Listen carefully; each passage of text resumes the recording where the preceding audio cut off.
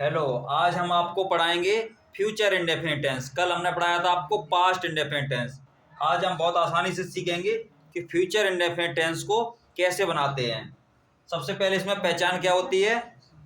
जिस वाक्य के अंत में क्या शब्द हो, गा गी गे, जैसे वह किताब पढ़ेगा, वह पत्र लिखेगा, इस तरीके के वाक्य हैं तो कौन सा टेंस होगा, फ्यूचर इंडेफिनिट टेंस। बहुत ही आसानी से पहचान सकते हैं।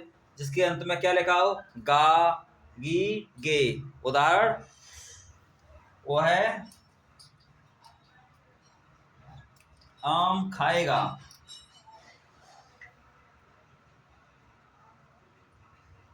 जैसे हमने बताया, जिस वाक्य के अंत में गा गी गे आदि शब्द आते हैं, क्या, गा गी गे आदि शब्द आते हैं, कौन सा होता है, फ्यूचर इंडेफिनिट टेंस। जैसे गा लिखा है, इस तरीके से हम टेंस को पहचानते हैं कौन सा टेंस है।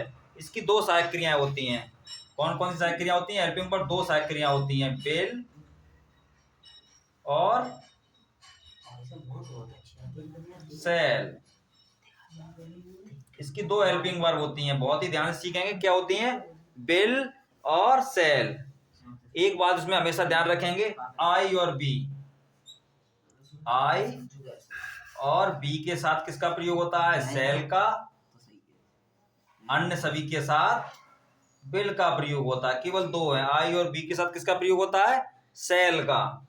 टेंस कैसे पहचानेंगे, जिस वाक्य के अंत में गा गी गे आदि शब्द आते हैं, कौन सा टेंस होता है, फ्यूचर इंडेफिनिट टेंस होता है।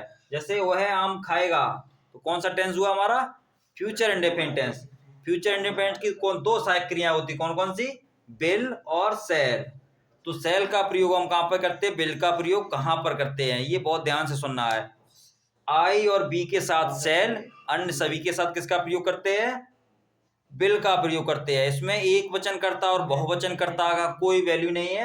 एक वचन बहुवचन से कोई फर्क नहीं है। क्या याद रखना है, केवल आई और बी इनके साथ सेल, अन्य सभी के साथ विल। तो ये टेंस कैसे बनाएगा, हम लोग कोशिश करते हैं। वो है कि अंग्रेजी ही। हमने आप लोगों को बताया, आई और बी के साथ सेल, अन्य सभी के साथ विल।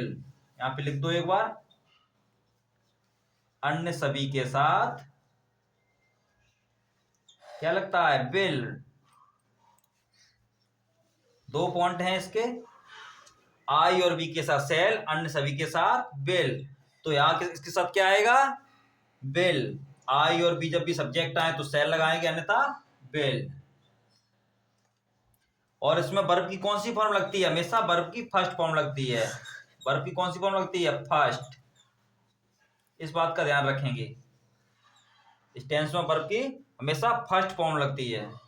खाना की, ईट द मैंगो।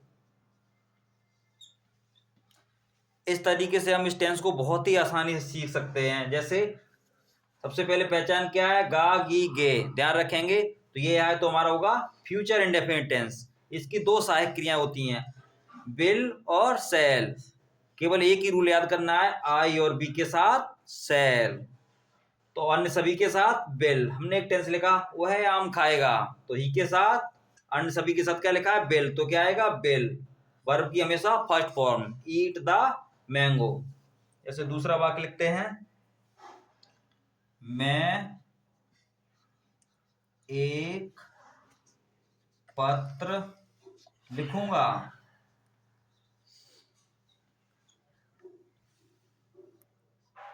मैं की अंग्रेजी आई। जैसा कि हमने आपको बताया था, आई और बी के साथ किसका प्रयोग करते हैं, सेल का प्रयोग करते हैं। तो यहां पर किसका प्रयोग होगा, सेल का। याद रखेंगे, आई और बी के साथ सेल का प्रयोग, अन्य सभी के साथ विल का प्रयोग करते हैं। तो मैं आई के साथ सेल, लिखना की राइट, हमेशा वर्ब की फर्स्ट फॉर्म यूज करते हैं। एक पत्र, ए लेटर।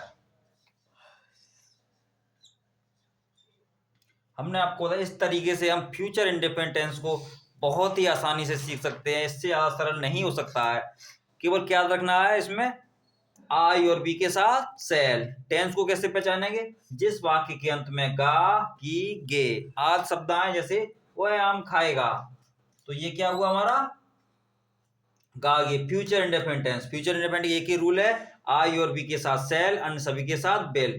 तो ही के साथ क्या आएगा, बेल, आई के साथ क्या आएगा, सेल, और वर्ब की कौन सी फॉर्म लगाते हैं, फर्स्ट फॉर्म लगाते हैं।